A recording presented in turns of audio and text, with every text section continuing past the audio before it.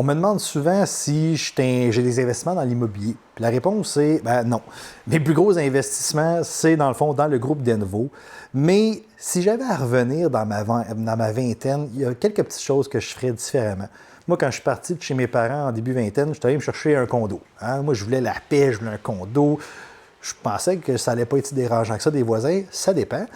Mais si j'avais à recommencer, je ferais les choses différemment. J'irais me chercher un duplex, propriétaire occupant. Ben, un duplex, triplex, quadruplex.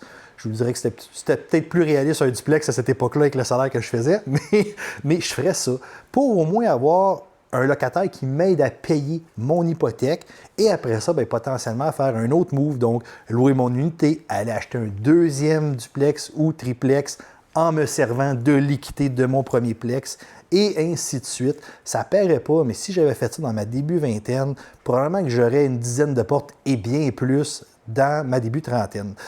C'est pas le cas aujourd'hui, mais en échange, j'ai une belle entreprise avec une belle gang avec qui je travaille. Fait que c'est correct. Je suis très, très, très satisfait de ce que ça a donné. Mais si j'avais à donner un petit conseil au PO de 20 ans, c'est ce que je lui donnerais. Fait que si aujourd'hui, je peux vous partager ça, ce conseil de votre côté, ben c'est mon petit tips of the day. Puis tu sais, il n'est jamais trop tard pour commencer. Hein? Fait que tu aies 30, 35, 40, 45, tu peux commencer avec ce beau projet-là, un petit duplex propriétaire occupant, puis tac, on enchaîne les choses. Fait que ça, c'est aussi une autre chose que j'ai appris. Bon, c'est une belle journée, là.